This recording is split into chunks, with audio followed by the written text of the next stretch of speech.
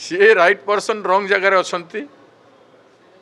एवं मु right person right जगार अच्छी किंतु आज से राइट पर्सन रंग पार्टी मंत्री होती रंग मिनिस्टर भी होती एवं काउंसिल ऑफ मिनिस्टर जो सब भूल करी भितर सबू अत्याचार से मध्य दोषी होती ना से काउंसिल मिनिस्टर रेजिग्नेशन दे देते वीरेश बाबू विद्वान व्यक्ति तांको बहुत किसी जिनिस आम आशा करूँ मु भावुली से आज डेट्रे ओडिशार मुख्यमंत्री होते जो दिन राजनीतिक कार्यक्रम गली से दिन 10,000 रैली है संबलपुर रे एक कथा भी समस्ते जानी सारे मु आगु तो पॉलिटिकल एक्टिविटी करी से आम मिसिकी जो एक्टिविटी करूँ छात्र थिला बेले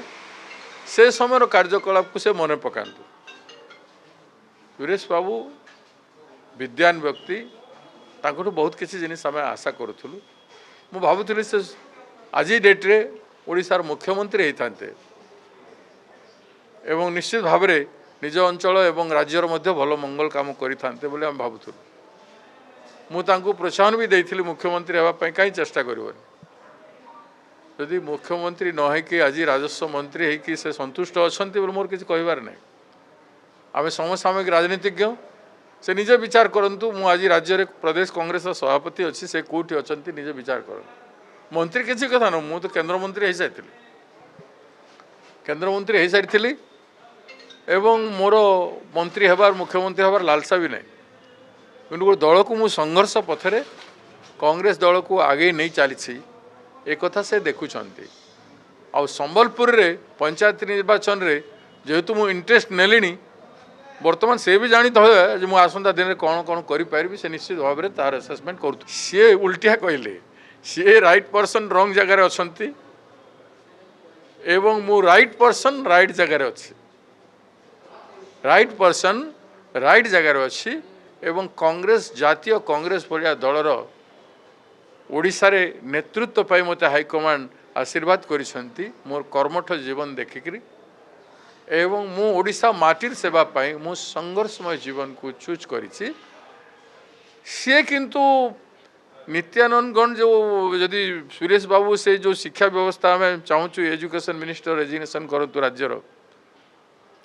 प्रथम रु अष्टम श्रेणी पिलान को यदि यही पाठ पढ़ा जाऊ बोली से समर्थन करुछंती से पार्टी रे अछंती काउंसिल ऑफ मिनिस्टर अछंती माने से समर्थन करुछंती तार प्रतिवाद करूना कि दल भितर ताको चेंज करूना बोले आमर दुर्भाग्य जे सुरेश बाबू भलिया लोक ए सब निष्पत्तिर से पात्र होउछंती तेणु बहुत दुखर कथा मु आशा करी भविष्य में जीवन आहरी आलोकित हूँ मुख्यमंत्री दल करू ए मुख्यमंत्री को बाहर करूँ से मुख्यमंत्री हूँ ओडिशा राज्य बहुत किसी करूँ आम खुशी हेबू मु राइट रंग कथा सुरेश पुजारी से आज कहले बोली कहूँ मुझे कही नी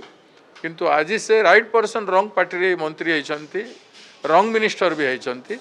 एवं काउंसिल ऑफ मिनिस्टर जो सब भूल करी भितर सबू अत्याचार से मध्य दोषी होती ना से काउंसिल मिनिस्टर रेजिग्नेशन दे देते मु चाहू ना से रेजिग्नेशन दिंतु से खुशी रहतु किंतु मु ठीक जगार अच्छी एक कथा से निजे छाती आत्मविश्वास रखिक पचारतु भक्तदास जो जगार रहा कथा गोटे संग्रामी कथा कहते ना से सांगे लाठी खाई कहते आज भी मु लाठी खाइबा प्रस्तुत अच्छी आज भी मु भिड़े जाऊँगी आज भी छात्र मानकर गहन युवक मानकर गहन संघर्ष जीवन जाऊँगी सरकार परमिशन देबुनु संबलपुर रेली कहले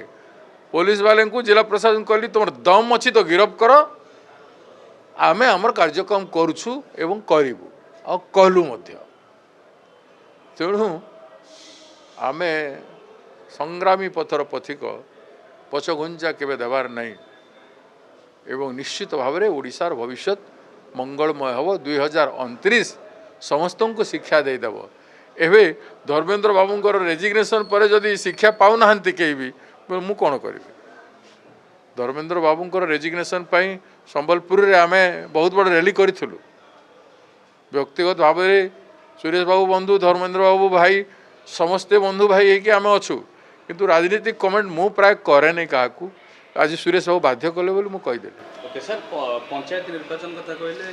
आगु ओडिशा रे फोकस करथिले पश्चिम ओडिशा कले 6 मास निर्वाचन बेलू पंचायत निर्वाचन बेलू पश्चिम ओडिशा रे भी नथिबो ता तळको कांग्रेस जाइथिबो नहीं सेटा तो आमे नथिलु एबे आमे किछि हेलु बोल तो सुरेश बाबू कमेंट करछन्ते आम कि नई तो चुप पड़ी था एवं केते अनिष्ट हम गोटे रैली रे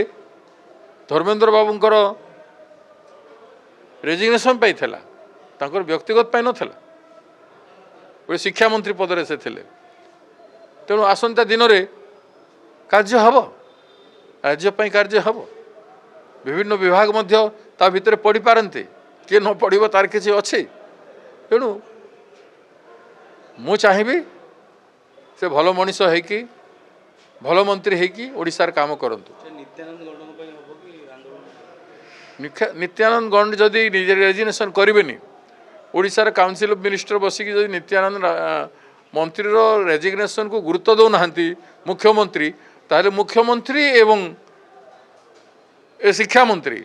ए दुई जन कथा को लेकिन ओडिशा बंद हम मन रखि था।